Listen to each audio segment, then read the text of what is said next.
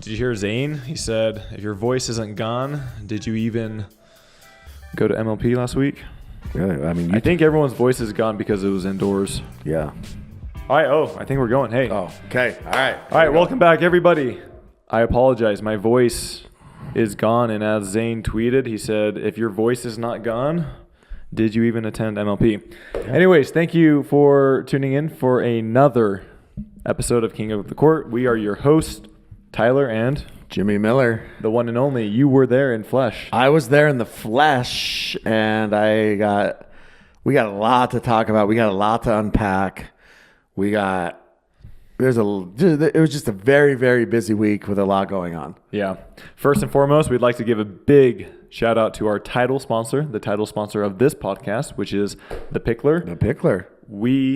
MLP was there last week. Yeah. They had the tournament there, and it was great. So everybody got to see The Pickler. Yeah, in the flesh. I had the number of pros that I had approach me, as well as other patrons, and say, are all the Picklers like this? Like, this is sick. What a great facility. There's always going to be people that don't love indoor, don't love this, don't love that. But the one thing that you cannot deny is that facility is top notch.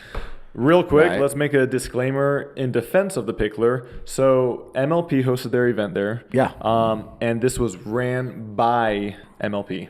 So they just use Pickler facility for the courts. So they use an outside company called Inside Out. Mm-hmm. And Zach with Inside Out. I don't know if you met him. He's cool, yeah. He's a cool guy. Yeah, he actually told me that me and Tim Parks can commentate a match together. Wow, he gave you the permission. He gave us permission. That's going to be wild. So anyways, they do all of the setup. They do all the takedown. They do all of the build-outs. Mm-hmm. They determine where the grandstands are, how big are the grandstands, how much room on do the courts need, where the video boards go. They do everything. Essentially, all the Pickler provided was a facility. Yeah. And so they took down the fencing, they put up the everything. Inside Out did everything. Yeah. And so if there was a complaint or maybe a compliment, mm-hmm. those actually go towards Inside Out. Pickler just provided the facility in essence. So if you thought that you couldn't see from your spot on your seats, or maybe the courts were tight, that's where the complaints go. If you love the setup, if you love that, then yeah. So there was not a lot, but there was a little bit of complaints about the court spacing, and there was more room for them to extend the courts, but they just didn't. Because of you, mm-hmm. the second day, they flipped sides. Yeah, I mean, I'm sure there would have been other people that would have. And they gave them about 8 to 10 inches on each side, which Mari Humberg was putting Riley into the video boards over and over again. Yeah. And he said on a full court, he would have got him. Now, just to be clear, those courts are championship regulations. They're bigger than regular courts. Exactly. Yeah. But for a professional, as somebody told me, a referee actually said to me something very, very interesting. This referee said, "As much court as you give these pros, they will use." Yep. And that's exactly what it is. They will use it. If you give them 15 feet on each side, they'll use it. Yep. And so. Most of the time, you're good getting away with court spacing for doubles. It's the singles that comes into play for the most part. Yeah, we had a point also like in one of our matches where there's a deep serve by Susanna Barr, and Jilly B actually was returning it, and she hit the wall in the back, and there's just little things like that. But for the most part, I thought it was great. I mean, like I said, the facility was awesome. The lighting was amazing. Yep. And that's kind of what to expect when it was almost too bright. It was almost as if they were duplicating the sun outside. Yeah, exactly. And that's kind of, and you kind of get blinded. So for sure. And that's what to expect if you attend a Pickler. They had those little sound, what are they called? The sound was pretty good in there. Yeah. Like I felt like I could sit next to somebody and talk to them just fine. Yeah. So. Yeah. Anyways, that's the Pickler. If you're interested in starting your own business within pickleball, if you're wanting to open a pickleball facility, reach out to the Pickler at thepickler.com. Tell them that the guys at KOTC sent you. Yes. They have incredible momentum. They have a lot of new facilities coming out there, over 300. Got 2 facilities opening right by us. Yep. Lehigh and Spanish Fork. Yeah. About time. Lehigh is like... minutes. Like I could ride my bike. I wouldn't, but in shape, normal person could ride their bike. Yes. All right. So thank you, The Pickler, for your sponsorship of this show. And Next, we love their Stack Clothing. Stack Athletics was there. Yeah. They have their new line of clothes. Go check them out. Super quality, super premium, and it's not crazy expensive. Yeah, pickleball.com did their top uniforms. And so Stack provides uniforms for the California Black Bears, the Utah Black Diamonds, and the Bay Area Breakers. And number 2 premier team was the Black Diamonds. And then Sydney Steinecker went and bought a Stack dress. She loves it. And loves it and was posting it. And she's the pickleball Barbie. So if she likes it, you will also like it. Use code KOTC at stackathletics.com. Also, if you're interested in purchasing anything pickleball related, paddles, bags, balls, anything like that, go check out pickleballcentral.com. Use code KOTC. Yeah. It is the best discount code available. Yeah. It does not work on all items, but the items it does work on, it will save you the most out of any discount code. And go check out the video we did on the Titan ball machine. Yeah. It was a fun video to shoot. Are you still hurting? I'm a little, all right, Jimmy. Okay. Also sign up for our newsletter. Yes. Free newsletter. Okay, Jimmy. Free 99. What happened? What was going on? Tell us all about last week. We had crazy stories. So there were 10 premier teams. 10 premier and then 4 challenger. Only 4 challenger. Yeah. So let's start just quickly with challenger. So first of all, I think we didn't really get to address this because it happened right after we recorded last week. So we recorded a day early last week. Okay. And then on Sunday, this happened. So the Las Vegas Night Owls, who are in first place in challenger. They got second at BCO, but their standings, they're in first. Yep. Their general manager, it was Caitlin Kerr. Yeah. Most of you know her, Caitlin Kerr, the pickleball chick. So she's got a pretty good social media following. She's hosted MLP events before. You know, she wears She's the hype girl. The hype girl, wears those crazy parachute pants. Honestly, one of the nicest people in all of pickleball. And the best thing that I could say about Caitlin is that she loves MLP. Yeah. Loves MLP. And so, I mean, I'll just tell you guys what happened. She was probably the lowest paid GM. And so just to be clear, they don't have a coach. They don't have a trainer. Utah Black Diamonds. Yeah. Stepped into the room. Yeah, exactly. They don't have a social media. They just hired a social media team for the first time. So last year they didn't. They don't have like a travel coordinator. She does everything, right? She literally runs that organization from top to bottom. And I don't think people realize how much goes into it. You know, there's a lot that goes into this. I mean, you have, like I said, you have travel accommodations for all of these players. You have, you know, there's coaching that needs to be done. She watches all the film. So she was the lowest paid GM. She went to them. She essentially asked for a raise. The raise that she asked for was not outlandish by any means. It was in line with what a lot of other GMs are making. Yeah. And they told her, you know, give us some time to think about it. Well, this was months ago, by the way. So she is continuing to work under the assumption that they're going to work this out with her. So after BCO, she gets a phone call, I guess. This is what I heard. And they didn't even like counter. They didn't like give her an offer. They didn't lowball her, nothing. They just said, hey, you're fired. That was it. Yeah. Done. Like you literally fired the only reason that your team has any relevancy. And for people that don't know, the Night Owls are owned by a massive hedge fund, Nighthead Capital. They don't care about pickleball. Pickleball is just... It's a pure investment. It's an investment for them. They give zero shits. They don't care about the Night Owls. They don't care if the Night Owls are good. They don't care if their team wins MLP. I'm guessing that Matt Alvarez and Wagner and those guys don't even watch pickleball. Tom Brady's part of that group. I'm sure he's very, very minority owner. They don't watch pickleball. They do not care. It's an investment for them. Does she not have a very small amount of equity, though? She does have a small amount of equity, but obviously she doesn't have voting shares in that. Yeah. And so they end up firing her. But this is where it gets weird. They hire Chris Patrick. For those that don't know, Chris Patrick's I think his position technically is deputy commissioner. Which I didn't know up until So Chris Patrick was an agent and alleged attorney. Which I guess there's some questions if he is or isn't an attorney. I don't know. This is Jimmy Miller speaking. Well, I just don't know. I have never seen his law degree. I'm not saying he does or doesn't have one. I'm sure he has one. I'm just saying. So I don't have... Let me be clear. I have had very minimal interactions with Chris Patrick, and they've just been... Yeah, and I don't have any issues. But in talking to players do not like Chris Patrick. I don't know if that's because it's a good cop, bad cop with Pardo, and Chris Patrick is the guy that is sent to essentially play the bad cop. Yeah. That's kind of what the gist of what I get from it. But the players don't like him, and unfortunately, he's put in a possible situation when someone as beloved as Caitlin is fired, and he has to take over. Yeah.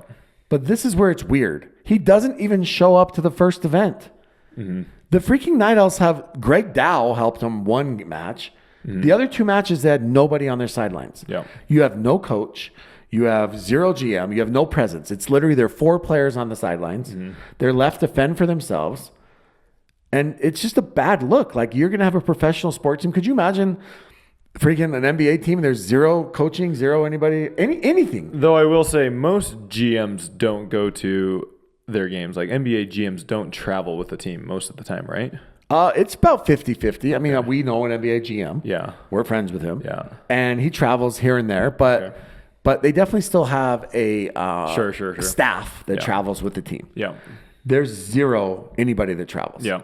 Right? There's no, like I said, there's no coach. She was their coach too. Mm-hmm. I mean, she was up till 3-4 in the morning watching film in Grand Rapids, to help the team. Yeah. And you can argue about her X's and O's. You can argue about whether she has the credentials, whatever you want to argue about, but in the end, she's passionate about pickleball. Well, and they just took second place. Exactly, they just took second place, and they're in first place. They were in first in the standings. Yeah. So they end up going 1-2 in Salt Lake.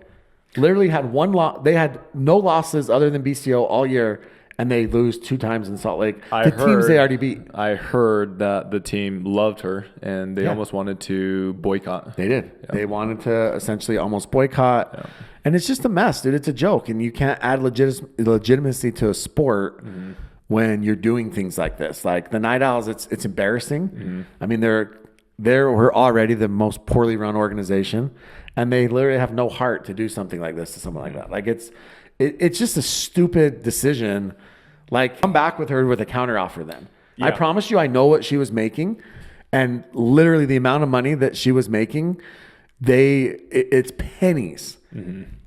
Like, it's part-time job at a fast food restaurant money. Yeah. I mean that sincerely. It was nothing. Mm-hmm. So it just doesn't make any sense. And then to have nobody there, like, if you're going to hire Chris Patrick, that's fine, which is a weird move in my opinion, but you got to have somebody there. You got to have, I mean, especially to like kind of calm the nerves of this team after. Well, just the whole conflict of interest, everything is so weird. And the conflict of interest. Yeah. You're the deputy commissioner of the PPA. Yeah. He runs some franchisees, something or other with the Pickler. Mm-hmm. He was an agent for Catherine, I believe, for a while. Right. He was agent for a lot of people. For a lot of players for a while. Like, there's a weird conflict of interest there. Like, and what is he getting paid? Are you paying him more than you paid her? Yeah. He's not doing it for 15K, 20K. Yeah. Do you think? I have no idea. No chance. Not a chance in hell he's doing it for what they were paying her. Maybe he's doing it for some free product at Pickleball Central. Yeah, like what? Anyways, it's a weird situation, so it sucks. I love the Night Owls are Zoe is freaking awesome. Judith is one of my favorite people. Yeah. Scarpa was on our team, and he's a stud. Mo, off the court's fine. On the court, he's a douche, but off the court, he's fine. I mean, where's he from? Libya. No. Yeah. No. Where? He's from Libya. He got mad at me. Okay, let me just be clear. Mo, I apologize. I did not know. Okay, I know. Big difference. Okay, clearly, big difference. Clearly, and big I apologize. Difference. That wasn't meant to be offensive. I didn't Google it. I will Google it from now on. I won't make that mistake again. The way you pronounce people's names, where they're from, is offensive. It clearly is offensive because I am not from those countries, and so when you try to pronounce my middle name, it's offensive, and you get it wrong all the time. So I'm sorry. It doesn't justify his on-court antics. But we should get into that a little bit because the Night Owls played the Breakers. Okay. And DJ Young is using a gearbox. Okay. And everybody knows the sound of that gearbox is crazy. Mm-hmm. I mean, just the ball coming off of it. And the reality is DJ was struggling to control it. Mm-hmm. Around the kitchen line, he's still a witch, but he was struggling to control it, the power and stuff of it.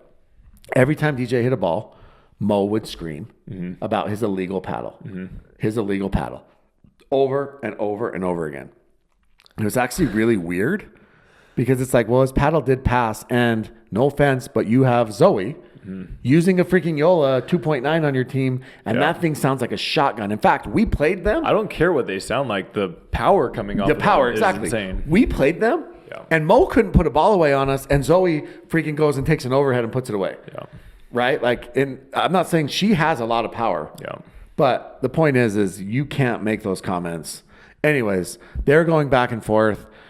DJ ends up winning the men's match. How did he end it? Can we do a reenactment? Yeah, he stood at the net and was like, see! DJ, yeah. Because anyone that knows Mo yells see after every point, because I guess he played tennis in Spain. Okay. And that's where he picked it up, see and vamos. So he yells see after every point. He stares people down. He'll stare down the benches. And that's what he needs. He's one of those, reminds me of one of those fighters that needs to hate the opponent. He can't just fight to fight. He has to hate the opponent to fight. Does that make sense? Yeah. So he's got to hate you during the match. He seems like a nice guy off the court, although he did elbow Dylan Frazier playing basketball in the head and split Dylan's head open. It was an accident, but still. Anyways, so that's not funny. After the match, Jilly B was chirping obviously with him because she's not going to let anybody chirp at her team because that's Jill. Well, if they win. If she loses, then against different. Us, she was real quiet. Yep. We'll get to that. And so after the match, he was like tying his shoe. And she was like, yeah, tie your effing shoe. Tie your shoe. And started yelling at him. Yeah. And then she just kept going and going and going and going. And the match has been over for 10 minutes and she's still going. And it's like, okay, at some point, like, you made your point. He understands. Mm-hmm. Like, stop. Yeah. You guys could talk all your trash on the court, but when it ends, it ends. Yeah. But no. She kept going. And even her own team was like, okay. Yeah. Like, enough is enough. So that was a weird interaction, but that is must-see TV if they play again. Yeah. For sure. I mean, Mo and Jill, spectacular. Oh, man. So, anyways, Night Owls go 1-2. SoCal Hard Eights go undefeated. They went 3-0. Yep. Black Bears, we went 1-2 as well. And the Breakers, and the Breakers went... They won one. They beat the Owls. Oh, that's right. They beat the Owls. Yeah, that's right. Yeah. Yeah, so it was kind of a weird, everybody beat everybody except for SoCal. Yeah. But we played the Breakers. Uh-huh. And so people don't know this, but Richie is very close friends with the ownership group of the Breakers. Mm-hmm. And I'm close friends with most of them too. So there's like this little friendly rivalry banter, right? Some of the Breakers owners were not happy with my comments about them hiring Jill's wife. But just to be clear, Jill mentioned that first. They weren't happy with that. We had a little heart-to-heart. We hugged it out. Mimi, I'm sorry. All is good in the world. All is good. Please send us more steak. We played SoCal, and we got blasted. We played the Night Owls, and we were right there. Should have beat them, and we couldn't close. Mm-hmm. So we go into this match. We're down 0-2. We're 1-8 on the year. How are you feeling? Jim Kloss's team is beating yours. Jim Kloss's team. He is the best GM in all of pickleball. Yeah, they should have brought him in, I guess. So we're feeling a little down. So we go have a film session, Tyler. Mm-hmm. And we sit down and we put up our last match, which was SoCal match. Mm-hmm. And literally we were in this room for 2 hours. And it started out with, this is inner team dynamics, but it started out with literally like Brandon French and Rafa couldn't agree that the carpet was brown and the sky was blue. Mm-hmm. And by the end of it, I have never seen a team like it was like we aired grievances. Mm-hmm. We put it out there, and I did never see a team like literally come together like that. And by the end of it, let's go. Yeah, by the end of it, it was like, dude, this team is feeling good, and they went out and we crushed. Yeah, we crushed against Bay Area. Went up 3-0. We lost the last game 3-1. Well, I think they need clinch. 24. Once somebody has that match, they need clinch it. Yeah, it needs to be over. I agree. Get rid of that playing that fourth game. Yeah. I know that the game thing matters, but it's stupid at this point because, everybody's checked out. And honestly, what sucked is after we lost the last mixed match, we didn't even celebrate our win because we had already won. Exactly. So, but our team came out red hot. Amanda didn't freaking miss. Our girls were 12-2 in firefights against Elise and Jill. Wow. Our men, 25 of 25 on thirds. Didn't miss a third. We got to get that to translate to more of those games. Yeah. So anyways, that was just like for me, that was probably my favorite moment of the weekend, to see our team like freaking come together like that after such a horrific Did you not start. have a videographer out there just filming it all? No, we should have. But it's just like, we played bad. We haven't played great. We have good individual players, but we have never put it together as a team. And so to see him finally put it together was awesome. Okay. So much to talk about. Real quick, we're going to take a small break and Yes. thank our next sponsor of this show, which is C&D Pickleball Nets. They're incredible. Best pickleball nets out there. Go check them out at bestpickleballnets.com. Use code KOTC. You can use them for your house, for your pickleball facility, for your church, for your gym, whatever you want. Yeah. They also, as we've mentioned multiple times, they install many of the nets at the Picklers. Yeah. All of them. Yeah. big C&D fan. Yeah. Got to see Tyler there, who one of the owners of C&D's has said also a lot of teams actually practice at their facility because they have indoor courts there. No apologies, and they practiced at their facility this weekend, which was pretty sick. Really cool people. They love the sport. Go support them. You're getting the best product out there. Yeah. It is expensive, but quality, it's expensive. Yeah. It lasts a long time. Yeah. So you won't have to replace it for a very long time. They actually have a 10-year warranty? Yeah, 10-year. Yeah. 10-year warranty. 10-year on the structure and On the like the structure, nets. yeah. I can't remember what it is on the actual Yeah. net part, but yeah, But pretty sick. Go get it. You won't be dissatisfied. Yeah. Yep. All right. Okay, moving on. Premiere. Let's get in the premiere a little bit. Yeah, so I mean, it wasn't a tournament, so it wasn't like progression or progressing teams. No. So we'll just kind of bounce around different Yeah, highlights. so I think the biggest thing, there was a few big topics. Mm-hmm. One of the topics was obviously the squeeze ended up getting COVID.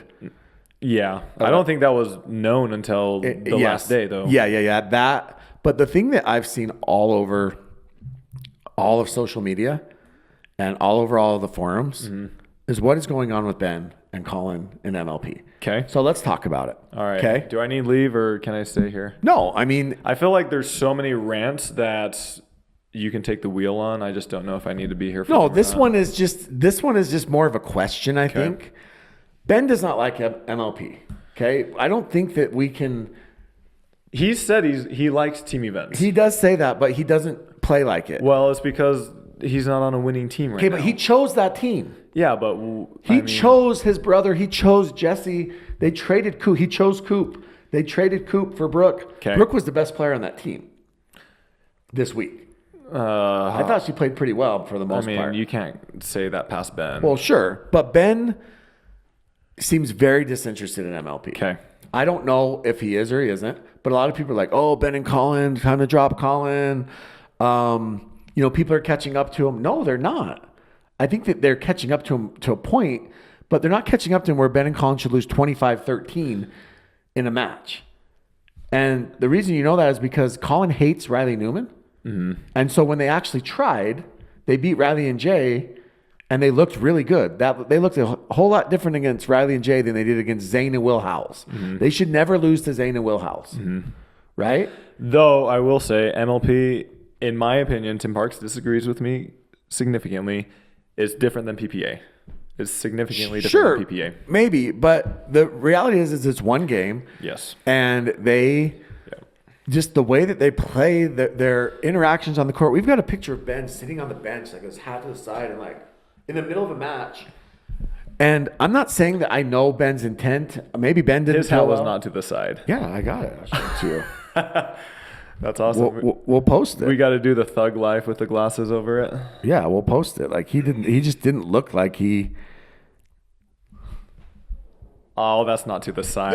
Can you see that zoom in? That's not to the side. It's literally up and like. It's right there. Dude, it's above his head. Oh my gosh. Anyways, This guy. We'll post it. But the point is he doesn't look interested, and I don't know if he is or he isn't. But here's my thing with it.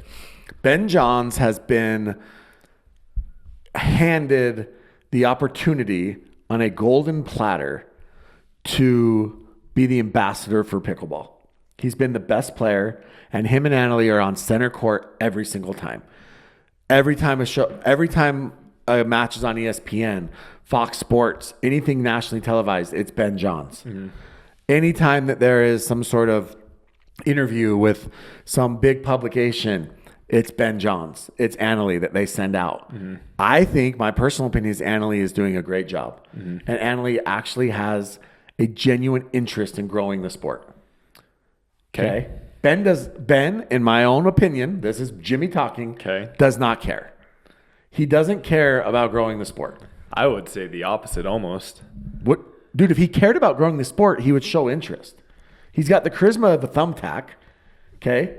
When he wants to, he's actually a funny guy. Like if you get him outside of pickleball, like I've been to dinners with Ben, I've talked to him, you know, like when he came on our pod, there's that version of Ben that actually is Annalie doing that to grow the sport or to increase her sponsorships. Either way, it helps. Yes, they're both helps, the same. but you're if saying that Annalie she's gets doing it to grow sponsorships, it's growing the sport. Yes, but you're saying that she's doing it out of pure love of the game or something like that. No, but if she's doing that, it's still helping. Ben, in the beginning of the Tour Wars, he was fighting for all the players to get higher paid salaries. Yeah, which is awesome. He took a reduction to elevate others. He took $2.5 million. He can reduction. Come on, it's a hell of a lot. It's easy to say, hey, I'll give back $100,000 when I'm getting $2.5 million. He could have got more than that, but the $2.5 million. Oh, by the way, that's published. He admitted that in Forbes. The guy took $2.5 million. He's doing fine. The question is, though, if he's going to be surrounded as this ambassador of the sport, you got to care. Yeah. He played you guys, and he walked off, and I see him, and they just won. And I said, hey, Ben, big win. And I was there with several MLP owners at the time. And his exact words were, oh, God, yeah, huge win. And he rolls his eyes and walks by like he didn't care. Like he didn't. It was just a weird reaction. And I'm going to give everybody like the benefit of the doubt. And maybe Ben was having a rough weekend. I don't know. But he does like what I guess the question is, what is Ben's responsibility to build the sport? Does he have that responsibility? I mean, should like I said, him and Colin, Carolina's the worst team. Like Carolina, Utah, and Columbus are all right there. Did you know, had we won our last match, we would have been 9th. That's what I'm saying. Out of 12th. Yeah. 9th place. Yeah. We wouldn't have been in last place. Yeah. 9th out of 12th. Yeah. And so I'm just saying that, like, I feel like Ben, maybe the sport needs to move on from Ben as an ambassador. And what I mean by that is as the face of the sport. Ben is obviously still the GOAT of men's pickleball right now. He's one of the greatest players. Well, who do you put? J-Dub? Well, no. Dylan? No, you have to find these personalities. You stick with Annalie. You probably go Hayden. You probably go Jack Sock. Okay. Maybe Ignatowicz. Okay. Maybe Anna Bright. Okay. And these are the personalities that you have to grow the sport with. Okay. Because those are guys that care. Those are guys that are I don't passionate. know if you need... I mean, I don't know if you need a face of the sport. Who would you say the face of NBA is? Well, it was LeBron for a while. It was Jordan, then it was Kobe, then it was LeBron. Yeah, but right now, who is it? I mean, I feel like It was there's a Steph. lot of... It was KD. I think the last few years it's probably been Giannis, oddly enough. Now it's probably Jokic or Luka. Jokic has a terrible personality. That's what I'm saying. That's why they phased him out. He doesn't love basketball.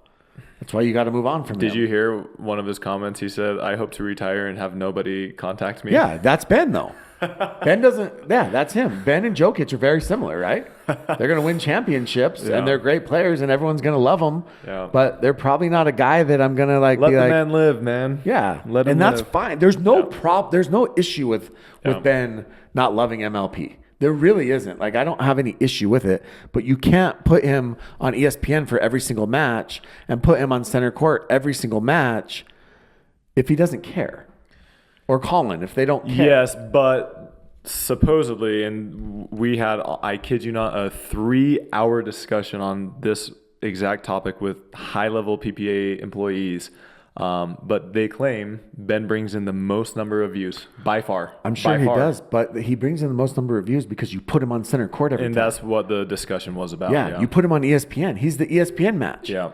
So, yeah, the views are going to be higher. Yeah. But people, they were claiming that regardless of where he was at, he still draws in those views. I would like to see them put Hayden on the same, give Hayden the same exact amount of time and time slots as Ben. Yeah. And just the fact that the casual fan will see how much more exciting it is for someone like Hayden to play. Yeah. You know, or like I said, Jack Sock is a massive name. Annalie is fun to watch. Like, you can't deny that Annalie Waters is fun to watch. Jumping up and down. Yeah, jumping up and down the freaking Up 24-10, yelling, come on. yeah, screaming, telling Hayden he needs a timeout.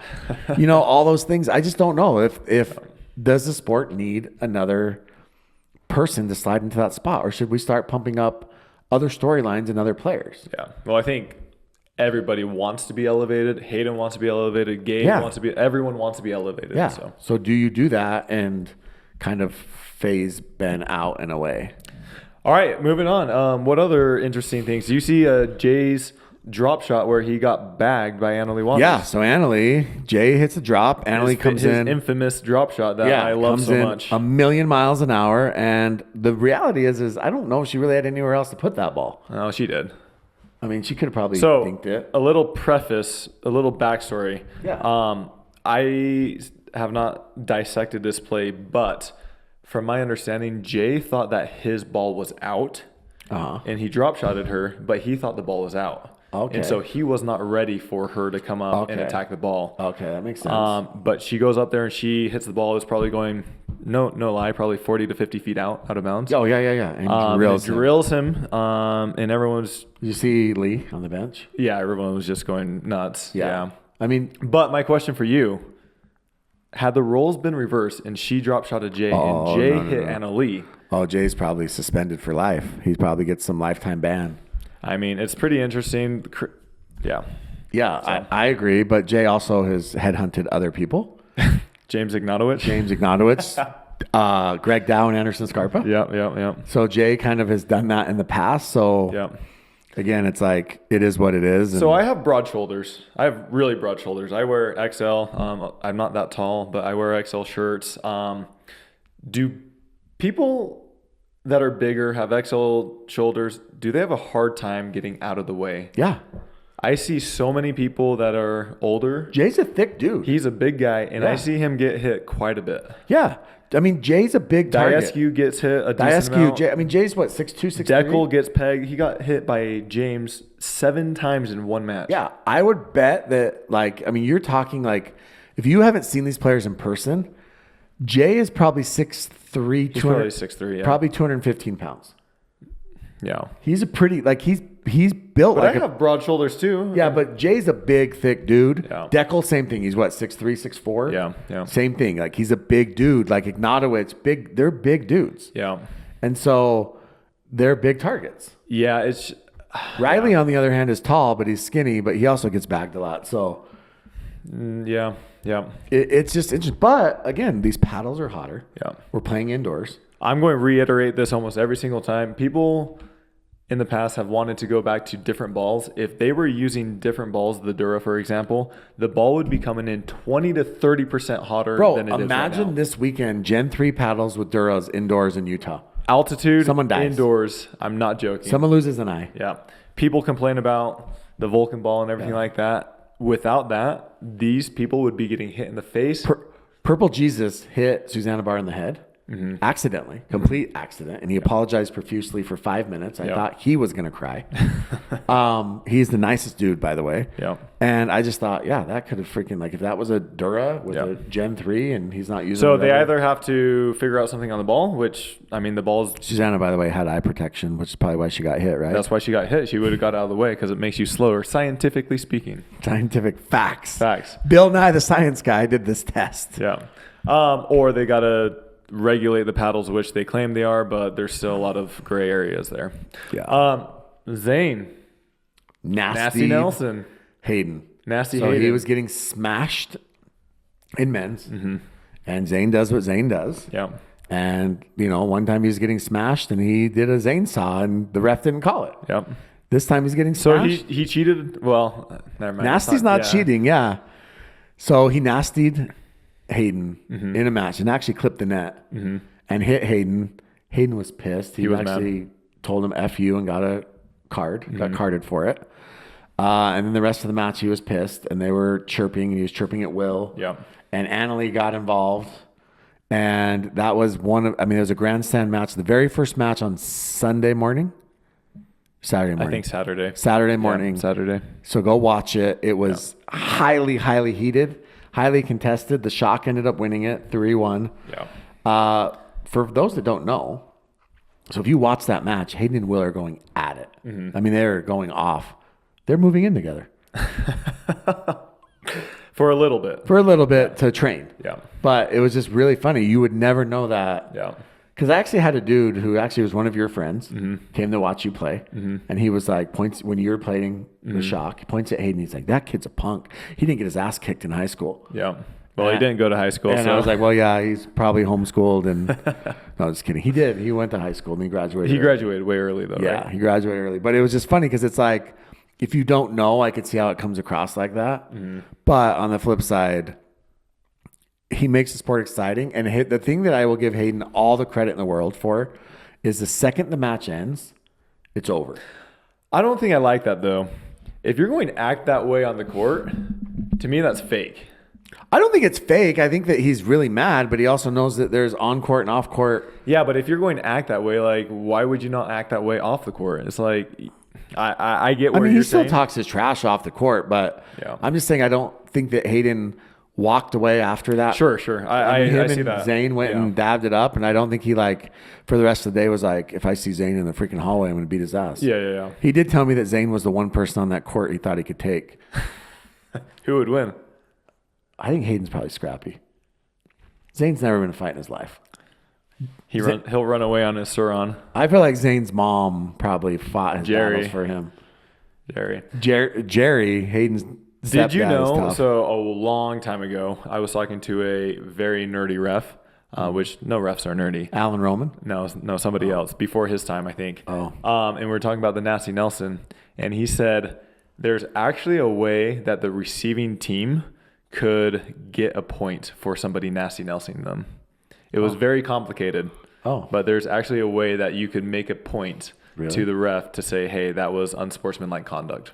Oh, interesting. I would like to hear what that was. Also, I need to be clear about something. I had a ref approach me. Yeah. And just to go back to this call real quick, this, not to beat a dead horse, but this smash call against the Black Bears. Are you still defending that call? I'm not defending. This is just what a ref told me. So I wish you would apologize. I actually need to apologize for this part.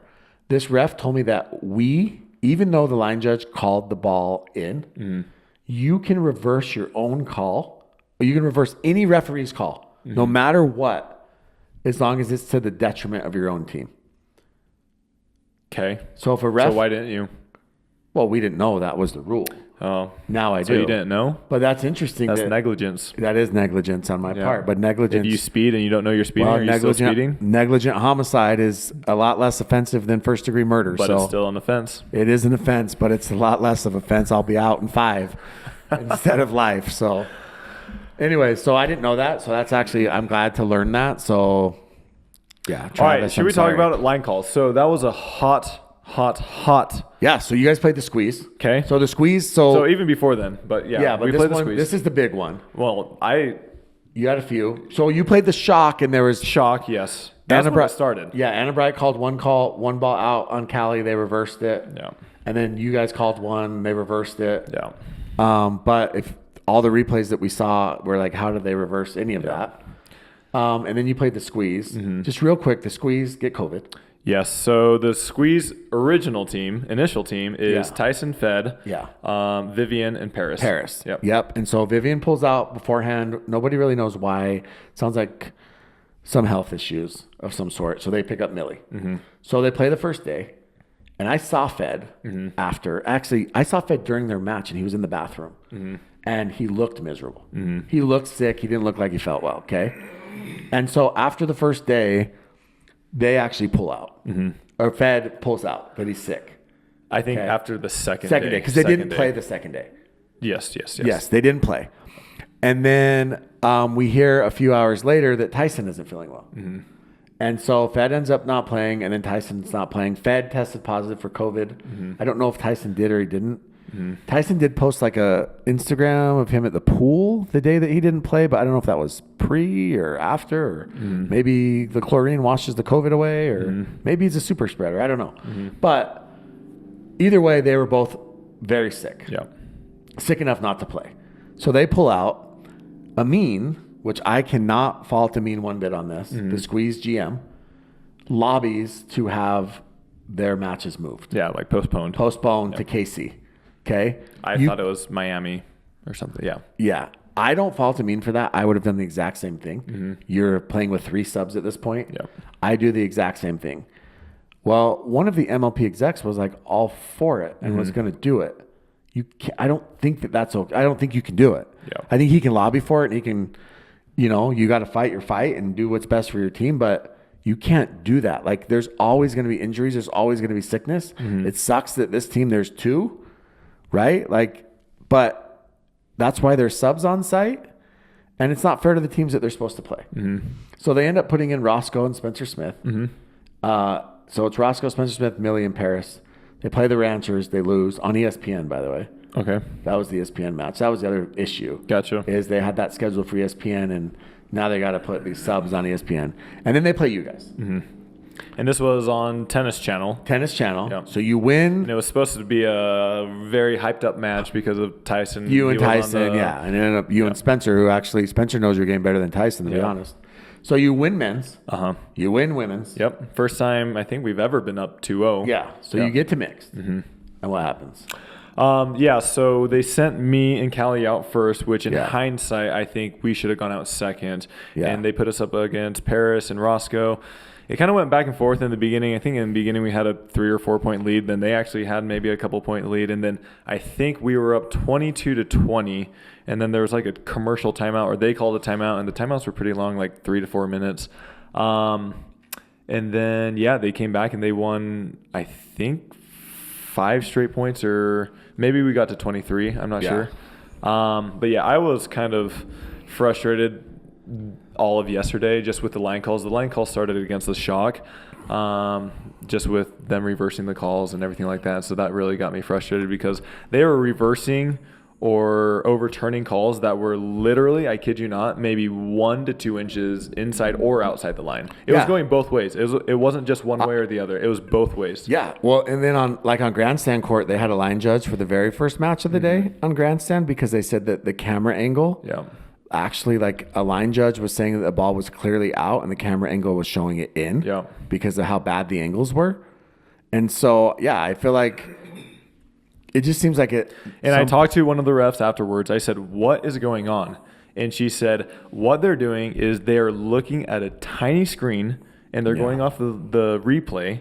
Yeah. And they're trying to zoom in and figure out if the ball was in or not. Yeah. And I said, that's fine. Like, we don't have the technology. That's fine. But don't overrule something on the court unless you are 1,000%. You have to be 100%. 100% certain that the ball is either in or out. And on all these calls, they were putting it on the scoreboard. You couldn't tell if they were in or out. Yeah. That was the other thing that I really loved is they're showing replays on the video boards. Exactly. Yeah. Exactly. But it's got to be clear and concise. Exactly. Right? Yeah, Anna Bright and Hayden, I think it was them. I don't know. It was their team. They got overturned on a ball, and that ball was it was probably out for sure. Yeah. Yeah. I mean, it was, and like you said, it wasn't just happening with you guys. And it wasn't just us. It was Squeeze told us, the Shock told us, it happened to us, and there was many other teams. Yeah. And it's like, I get that the technology is not there, but don't insert yourself. Don't overrule it unless you are 1,000% certain. Yeah, I think that the referees, I mean, the call in the court has to stand unless there is proof that it is one way or the other. I agree. Should I get mad at the entire organization and demand that they all retire right now or quit? Yeah, you should. I mean, I think that they're all complicit. I think all of those referees, complicit. Anybody that wore an orange shirt is complicit. Exactly. Yeah. You're wearing an orange shirt. No, that's because I was hoping they'd have me stand in as a ref. Dude, the referee is the most thankless job in sports. Yeah. Like, we know this, and the refs do a great job. It's not even the refs. No, it's the technology. It's the system. Is there karma? So is it a little bit of karma that Connor Pardo's team got screwed by the system that he implemented because he wouldn't spend the money? I mean, I think there's a lot of teams. It sucks for you guys. It sucks, yeah. As the players. I mean, it sucks for a lot of the teams because a lot of teams were in that situation. But, I mean, there were a couple very critical points where it happened. Just to be clear, I mean, I'm not talking about a 17-17. I'm talking about a 23-23, a 24-24. Yeah, well, when you were playing Hayden and Anna, it was 24-24. It would have given us match point. Your Yeah, game it was point. 24-24, and then Yep. the call was flipped, and so they ended up going up 25-24 Yep. instead of you going up 25-24. Yep. Yeah, I mean, look at these scores of your squeeze match: 25-23, 27-25, 25-22. Yep. Like, that's close, Yeah. so All right, so we made a trade. Jay for Connor Garnett. Who won that trade? I think both teams won. Okay. I think you guys got better because of it's just something different. The style of play is different. You like playing with Connor. I think Connor's athleticism and his two-way works really well with you being a lefty. And his game style fits playing with you better than Jay's did. And then on the flip side, I think that Jay and Riley play better together. So I can't remember your exact words, but there was a team in Challenger that lost a Dreambreaker 21-4. Yeah. History repeats itself, except for Premier. They should actually have to. So do they have to forfeit the season, or what was the punishment? Well, their punishment is that their freaking lineup was stupid. It was Columbus that lost 21-4. Yep. Their lineup was dumb. They freaking are sending Coop out against dudes. No, not that time. That was against Shock. They did it both. Didn't they do it both times? No, it was Riley versus Blaine. It was Jay versus Hunter and Riley versus Blaine. It was? Yeah. Who Hunter just played incredible. He went, Yeah. I don't know. But didn't Jay have 1 point and Riley had 2 and that was it? So who I got think shut out? Jay probably had 2. Coop and Megan got shut out? Coop got shut out. Megan probably had 1. Riley had 1 or something like that. That is rough. So what happens, Jimmy? This happened in the premiere. I mean, I don't know. But then they play the Shock in a Dreambreaker and it's 17-17. Coop goes against Hayden. Coop and Hayden have an interesting relationship, and so that's all I'm going to say. I think we were on the same team on the Aces, and I want to ask you a question though, real quick. Okay, I'm just going to read these scores: 25-13, 25-17, 25-17, 25-12. Who is that? Who do you think? I don't know. Do you think Ben and Colin are trying when they're losing 20? I was going to say Black Diamonds, or it was freaking Carolina to the Ranchers. Christian and Kwong beat Ben and Colin 25-13.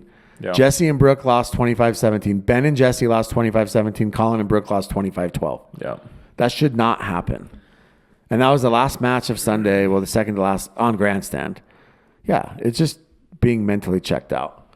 But Coop actually did a good job against Hayden. Hayden just couldn't. She did an incredible job against Hayden. Yeah, she did. She did more than her part. No, it was in that match. Jay had to do more. She was the Lee Whitwell this time. Yeah, Jay had to do more against Tardio. Yeah. Yep. That was where you've got to do more. But my issue with that lineup, and we kind of discussed this in the Discord a little bit, is that I don't hate Coop going out against Hayden, but I hate Coop going out against Hayden first, because that means that Coop played Hayden 3 times, had 3 turns, where Anna and Riley only had 2 turns. So that means Hayden got to go up against Coop for 12 points. Yeah. And Anna and Riley only had to go 8. And but you have to react to that, and they're always going to put Hayden out first. So so that they should have reacted differently, I think, because I think you want to the thing is, if you want to sacrifice Coop to Hayden, that's fine. Hayden loves that. Hayden loves Coop sacrificing herself to him. 20 to 30% of her points against Hayden, she's doing her job. No, I agree, but that's what I'm saying though, is you're giving her a tougher task by making her play 12 points against Hayden instead of 8. Yeah. Right? I mean, that's my only complaint about that. Yeah. So, anyways, yeah, gotcha. It's interesting. There's interesting strategies at hand. Overall, the winners of MLP Salt Lake were the Texas teams. The crowd? Are you not kidding me? Okay, well, the crowd was the winner. We'll get to that. But the Flash and the Ranchers, I think they went 5-1. The Flash have kind of pulled away as the clear-cut top team right now. Yes, which we had a close match with them. Yeah. We almost could have beaten them. Yeah. The Ranchers. We lost by 2 points to Augie and J-Dub. Okay. Our women did very well. Yeah. And we won one of the mixed. It's crazy. So the top player. Where am I at? I haven't even looked at that. We're going to talk about it. Who do you think the top player was in Premier? Annalie, for sure. Annalie was number 1. For sure. Christian and QD were 2 and 3. Okay. Catherine was 4. Catherine played great. She played incredible, especially in women's doubles. Etta and Tina were 5 and 6. Okay. Jade, 7. Okay. Georgia, Hayden, J-Dub, Will Howells, Mari Humberg, Anna Bright was 17. Okay. Tyler Leung, number 1 on the Black Diamonds. Okay, what? 23. 23? Connor Garnett was 29. Callie was 30. Alex Trong was 32. You guys all moved up. Yeah. I mean, you guys were 40s and 42s. I think last one I was 13, actually. Yeah. Well, in BCO. So let's talk about the trade real quick. Coop and Buckner were traded for each other. Mm-hmm. They finished 41 and 42. Mm-hmm. It's great. Yeah. So it was like a wash. It was a wash. Yeah. And then Connor Garnett and Jay were traded for each other. Yeah. And Connor finished 29. And Jay finished, Jay finished 14. Jay went 8-4. Jay played really well. What a weekend for Jay. He played really well. Yeah. So, I mean, Ben finished 20, by the way, for those scoring at home. That's still pretty good. Yeah, it's not bad. On the Challenger side, the best player in Challenger. No Todd Fote? No Todd Fote was there, but honestly, the best player of the Challenger Mo? teams that were there, no, Yana. Yana's been insane. Didn't you guys beat her? No, we didn't beat their women. We beat their mixed. Gotcha. We beat her in mixed.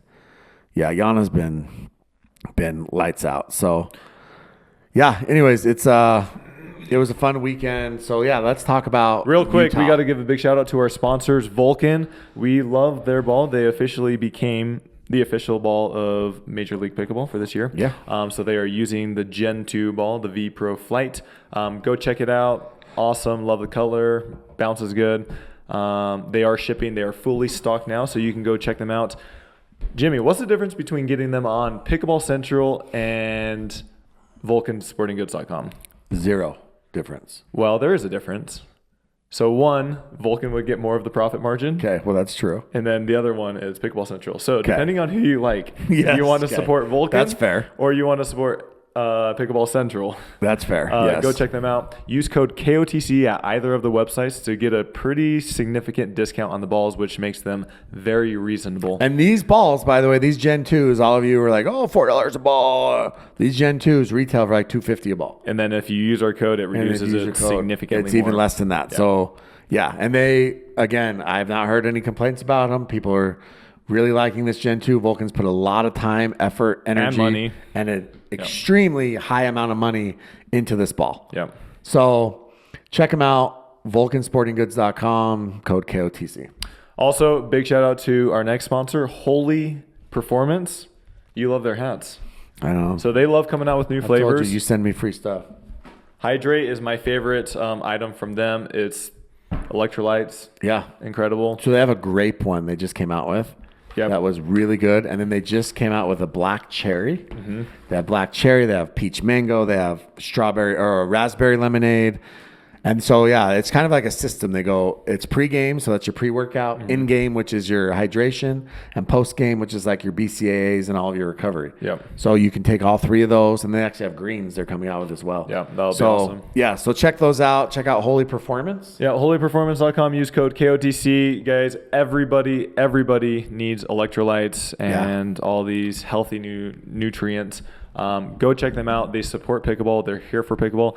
And also you can use them for other sports. It doesn't have to be pickleball only. It can be basketball, football, even just exercising. Yeah, So, anything. I mean, even throughout the day, right? Like, obviously water is great, Yeah. but if you can add some electrolytes to your, to your water. The dog days of summer are all of you guys here. doing 75 hard like Shelby Bates, get those electrolytes in. I think we have another, probably another 1 month of hot weather, and then it should slow down. Yeah, thankfully. Hopefully. Not soon enough. Okay, all right, moving on to questions and just other final thoughts. Yeah, so one thing is the crowd. The Utah crowd was okay, let me back up.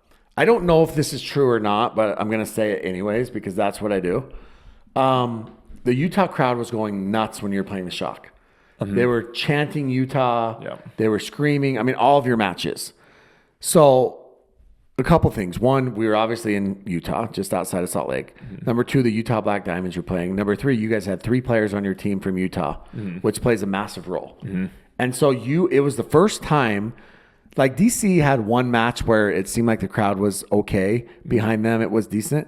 But every time you guys played, it was the first time in MLP history, in my opinion, every time you played, you had a home court advantage. Man, if we didn't have that home court advantage, it would have been a rough weekend. Like the crowd made a difference. It did. It did. They were loud. Hayden actually came off after your match and was like, man, Utah hates me. Yeah. And they don't hate them, but they were cheering loud for you guys. Yeah. At one point, Anna Bright went and talked to the ref after they were chanting Utah. I don't know if she was complaining about the chants. She couldn't hear. Yeah, but it seemed like she was maybe asking about the crowd noise or maybe asking them to stop the chants before they served. I don't know. But this is MLP. Let everything loose. Yeah, Come on. either way, the crowd noise mattered, and the crowd noise affected the opposing team. And that was the first time I've actually seen that at an MLP event, and it was awesome. Yeah. Like, you should have a home court advantage. Yeah. So shout out the Utah crowd. They came out in full force. Pickleball, we talk about this all the time. It is alive and well in Utah. It is awesome to see. Everyone asks me, "Oh, who do you play with?" There are so many high-level players out here in Utah. Spencer Smith lives here, and he was able to jump in on the squeeze because he's here. Todd Fote was there, and his team wasn't even playing. Like, the other thing is, and these are like I'm boasting about Utah, but a lot of these are naturally homegrown people who live in Utah. Like Florida or Texas, they have a lot of people who move there for pickleball. Yeah, to move Utah for pickleball. These they guys live are here. born and raised. The other thing is how many. You can ask these teams, like, they were looking for places to practice and places to train because the Pickler only had essentially four practice courts because of, they were taking up the facility for the championship and grandstand, and the number of like private courts that they were able to go to, like nobody had any issues finding practice courts. Yeah. In fact, I was talking to Anderson Scarpa, and he was like, yeah, I just searched, and like, he's like, there was the shed, there was the kitchen, there was no apologies, there was, this place. He's like, literally all like within like 10 minutes, we could have got whatever courts we wanted. Yeah. So, you and Anna Bright getting into it on Instagram. No, Anna Bright. So she called you out. Let's talk about this. Okay, so I was asked to make a little bit of like this post on pickleball.com, okay, to make a comment about that line call. Okay. And this was last week, over a week ago. Yeah. Travis and I are fine. We've talked about it.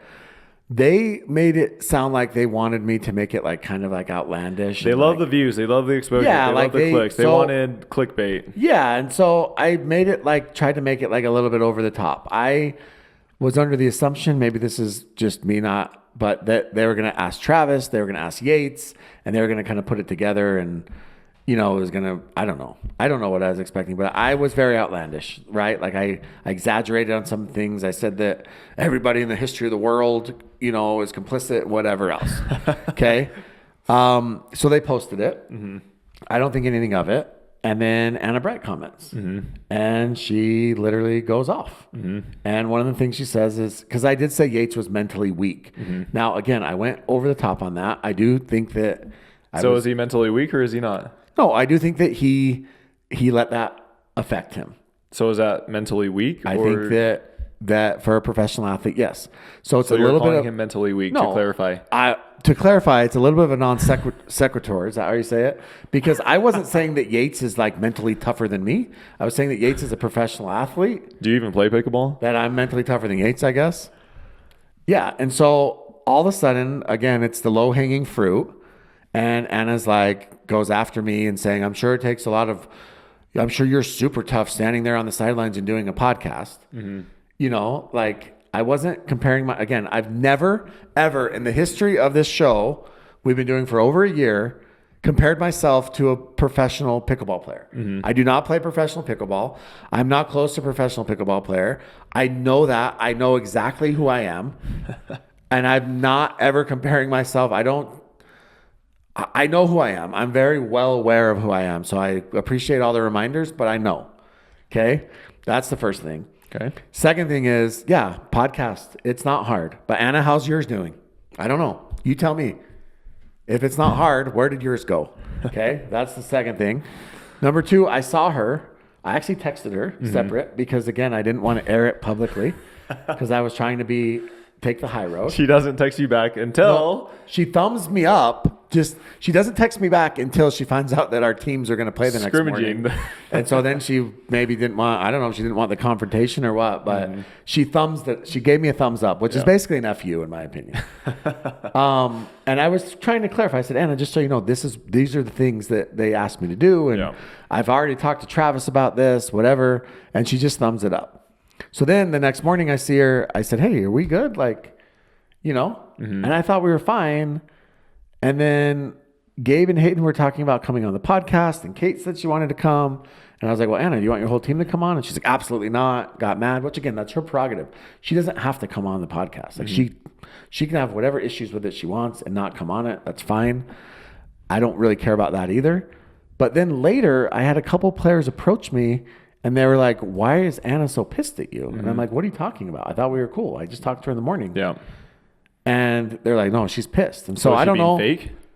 Yeah, I don't know. I mean, again, it's hearsay. I didn't talk to her for the rest of the weekend after that. In fact, to be completely honest, I kind of avoided her because, like, I don't do well with people like that. Yeah. Like, be who you are. You want to talk about it? Let's talk about it. If you don't, let's don't. But what I thought was, moving on past your story, what I thought was a little bit interesting. So she tweeted out. And just to be clear, remember who's been the number one supporter of Anna Bright and who actually said that she was catching Annalie Waters and who's done nothing but pump her up, just to be clear. But she tweeted after the Squeaks beat us last night. She's like, oh, my queen, Paris, doing stuff, getting stuff done, like praising her, just worshiping her, which I thought was a little bit weird. I mean, you don't see hardly any of the players doing that with other players or partners or anything like that.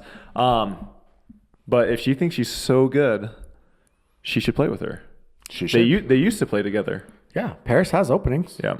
She should. So I thought that was a little bit interesting. Yeah, I mean, I like women supporting women, but on the flip side of that, then play with her. Like, let's put your money where your mouth is, I guess. I mean, unless she thinks that Paris is really good considering her circumstances, but not good enough to play with her. I don't know.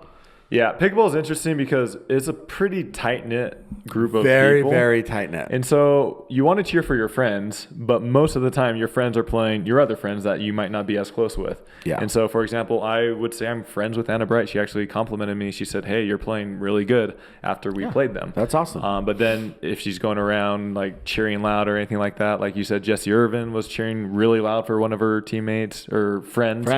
Back home. And so it's just a little bit interesting that how it all works. I mean, in tennis, you don't see the other teammates or friends sitting on the sidelines at the professional events, like going crazy. Yeah, and just to be clear, to pull a Tyler Loong here, I like Anna Bright. Mm-hmm. Like, I literally thought Anna Bright and I were cool and we were friends. But now you're not.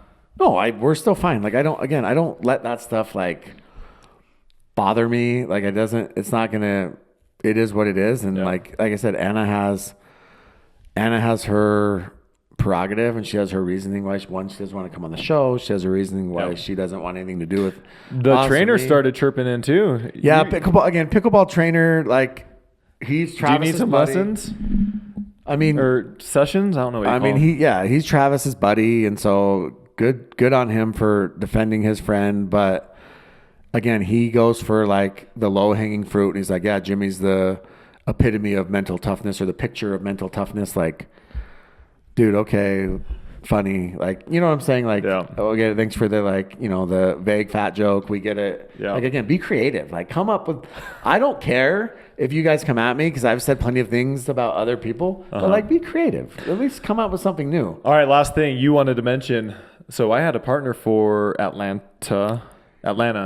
Yeah. I get a text. I get dropped. So karma. I've dropped people before. I've also been dropped. Yeah. So one thing you ended up I'm just going to be really honest. You ended up dropping Noe Cliff in San Clemente for James Ignatowicz. James called you. He begged you to play with him. Like, he literally was very adamant. Yeah.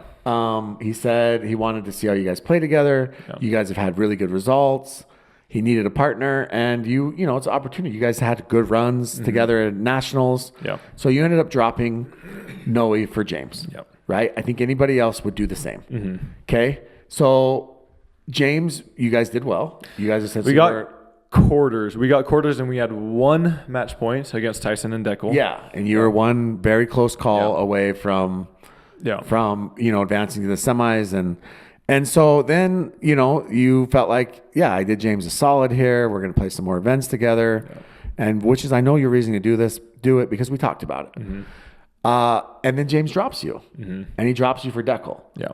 And he said that his reasoning is because he's never played PPAs with Deckel, and he wants to see how they do in PPAs, but he's been playing with Deckel and MLPs, so that's weird. They've been playing together a lot. Yeah. And his reasoning to me when I asked him about it was because he said, well, I know, and you can take this however you want. I know what Tyler and I can do together. I want to see what Declan and I can do together. And that's fine, but you can't see what you and Declan can do together in a tournament where you don't already have a partner who literally kind of put his neck out for you and like dropped somebody for you. Yeah, the only issue I have, and I'm not putting the blame on him, but no, had he made that shot that we had on match point, had we won that point, we would have made a top 4 finish, possibly a top 2 finish, and I guarantee you that he would not be dropping me at this moment. Yeah, it's just a weird, and again, everyone's getting dropped. Like there's other players. And I'm not necessarily holding it against him. And you've dropped players, obviously. You dropped someone for him. Yeah. But I guess my point on it is like, I felt like, for me, I felt like you did him a solid in that event in exchange for maybe a favor, and then first chance he got. But again, everyone's like, Vivian David just dropped somebody. Yeah. Everybody's dropped a really good player, by the way. Everybody's drops people, and everybody I'm not going to say around. the name, but I've talked to a couple people, one person specifically, and he said, I have zero issue dropping anybody. He's like, I'll drop somebody the day before.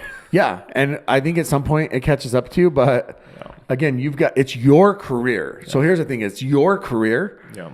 And you got to do what you think is best for your career. And if James thinks that Deckel is what's best for his career, that's fine. Yeah.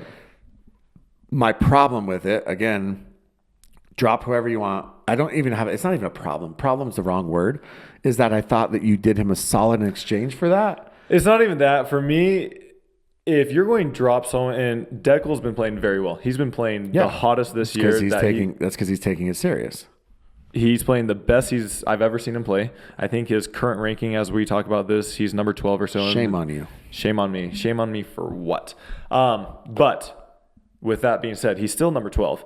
If James were to drop me for a top 5 player or top 10-ish player, it makes sense. If someone drops me for Ben Johns, I don't care. Go for it. I'd be happy for them. But if you're going to drop me for somebody, like, in my opinion, that's around-ish. His justification was that essentially he's almost like trying out people for next year to decide who he wants to play with. That's fine, yeah. And I see it. Yeah. But again, I don't know. It just was like it was just weird after you, like I said, you did him a favor. You saved him from playing with Johnny Goldberg. Yeah. He did play with Johnny Goldberg, Red Rock. Yeah, well, he was going to play another one with Johnny Goldberg because he had nobody else. Yeah. And you were willing to kind of go, like maybe sacrifice a potential future partnership for you with a up-and-coming player. And then first chance he gets, he drops you. That's my only qualms with it. So anyways, like I said, there's other people. I'm getting to the point. I've been bouncing around literally the past year and a half with partners. I'm getting to the point where I would rather, honestly, have somebody that is slightly less better than somebody at a current moment that wants to get better, grow with you. I feel like a lot of these 5 to 15 players are literally looking for somebody who is 0.2% better than the next person. By the way, I did confirm Catherine and Alshon rest of the year. Yeah. We know that, but they're playing together the rest of the year. They're a good team. Yeah, they'll be very, very good. Yeah, they're a good team. Like, I wanted to play with Catherine, and I honestly think I was probably her 2, 3, probably 4th, 3rd or 4th pick around there. But I can't fault her for playing with. I actually asked Catherine and Athena why I wasn't invited to the wedding. And instead of like, I kind of respect people that do this, but instead of like just laughing it off, Athena was like, well, it's actually very small. We only invited, and she like was very like explained it to me. And she's like, it was in Cabo. We only invited like 10 people, and it was like these close friends and family. And I was like, oh, I didn't need all that explanation. I was just joking, but that was actually really nice to like go into it and explain it. Okay. So. I didn't do the stories on Instagram. We did it on the Discord. If you're interested in joining the Discord, click that link below in the description of this video. All right, we'll just kind of run through these. Yeah, long one. Okay, somebody said, why does Tyler always pump fake paddle snapping even though he'll actually never snap his paddle? Same with Alshon. Why do I do that, Jimmy? Habit? I don't know. So Christian actually does smash his paddles. He does. I've smashed one or two, like actually smashed them. Yeah. I don't know. I don't want to break them on the court. Yeah. Hey, here's a question. Jilly B was playing against, I think it was SoCal. I think it was either SoCal or Vegas. I think it was SoCal. And they were in the middle of this long dink rally. And she wasn't getting the ball. Everything was being hit to Elise at this point. And she smacked her paddle in the kitchen. Mm-hmm. Almost like as a distraction. Like during the point? During the point. But almost like as a distraction. Like hit the ground? Hit the ground. Like as a distraction. What do you think about that? It would be a distraction for sure. Like she literally did it. It was clear she did it on purpose. It wasn't like she literally took her paddle, like almost like trying to get their attention. Yeah. That'd for sure be a distraction. That was interesting. Like I've never seen somebody actually do that before. There's some people who would like wave their hands and stuff like that. And that's a lot more, you can play that off as your body moving. Yeah, but literally hitting the paddle right into the kitchen. It was like you got Tourette's or something? Yeah, it was just weird. It was like she just can't help herself. All right. Somebody said what seemed like a slump now seems like the end of a dynasty. Are we witnessing the end of dominance from Ben and Colin in men's doubles? We're witnessing indifference. It's indifference from Ben and Colin for MLP. If you see Ben and Colin at PPA Kansas City, they might not be there. They're not there for sure. For PPA? They're not there. Okay, so the next event that they'll be at, PPA, I promise you'll see Ben and Colin back to their dominant ways. I'm not saying they'll win it, but I bet Ben and Colin are in the semis or finals. Gotcha. Yeah. Yeah. Okay. Maybe Colin's just heartbroken. Okay. Somebody said, question for the pod. I'm surprised no one seems to be doing more with the loose service rules of MLP. Howell serves from his chest legally, but that's about it. Is it because there isn't as much room to be creative? Rettenmeyer is serving from his throat. Yeah. Rettenmeyer takes advantage of it. There's a lot. Alshon takes advantage of it. Kwong, they're all taking advantage of it for sure. Yeah. Okay, let's talk about this really quick because we had a question last night. There's a rumor out there that MLP and PPA are going to do seasons. Yes. And what we mean by that is MLP is going to be 4 months long in the summer. Yeah. From May through basically September. Yeah. It's a dead period for professional sports, right? Other than only thing going on is baseball. NBA's over, NFL's over, NHL. This is a long pod. Yeah, NHL's over, so it's kind of a dead period. Okay. And so there's a lot of openings on national networks. So they feel like they could build up the team thing and they could run a season for 12 weeks, 6-8 events over those 12 weeks. So then the players aren't getting burned out. They're only playing 6 events over 4 months. And then the other 8 months is all PPA. Yeah. Love it, hate it, don't care. I've been very conflicted from the beginning. I mean, obviously we would need a lot more details, especially on the scheduling, but PPA says, okay, you guys can have a break. But guess what? MLP says, all right, it's now our season for you guys to go. And so there's zero break still. Yeah, there's zero break. Set break. I think literally zero break. I think that the best way to do it would be 4 months MLP and 6 months PPA with a 2-month break. That would be incredible. Yeah. Incredible. So, yeah. That'd be sweet. I mean, like I said, we need to learn of all the details, but but instead of having them like intertwined with each other, run them completely separate. At separate times of the year. Yeah, for sure. And then it's like an actual season. But now I did talk to a pro player. I mentioned this to them, and they're worried. I don't see PPA not running tournaments though for 4 months. Well, that's the thing. They got to run amateur events or something. Yeah, maybe amateurs. Or MLP, or maybe Yeah. you run amateur PPAs during MLPs. Yeah. Like amateur events. So the other one player said though their worry was that does MLP lose its luster over those 8 months or 6 months that it's not going? Yeah. So it's tough, and I mean, when we had Connor Pardo on the episode that we never released, that was one of the questions you asked him: is how can MLP and PPA truly coexist in the true fashion of a league? Yeah. And I mean, I have my thoughts on it, and you obviously have yours. But if you want to be a true league, I think it's going to be very difficult for both of them to coexist. A true league. Yeah, You can't have a league that goes 2 months of the year, I would say that 3 months of the year. Yeah, I would say that people smarter than me will figure that out, but I've seen some of the decisions they made, and they're not smarter than me. All right, Jimmy.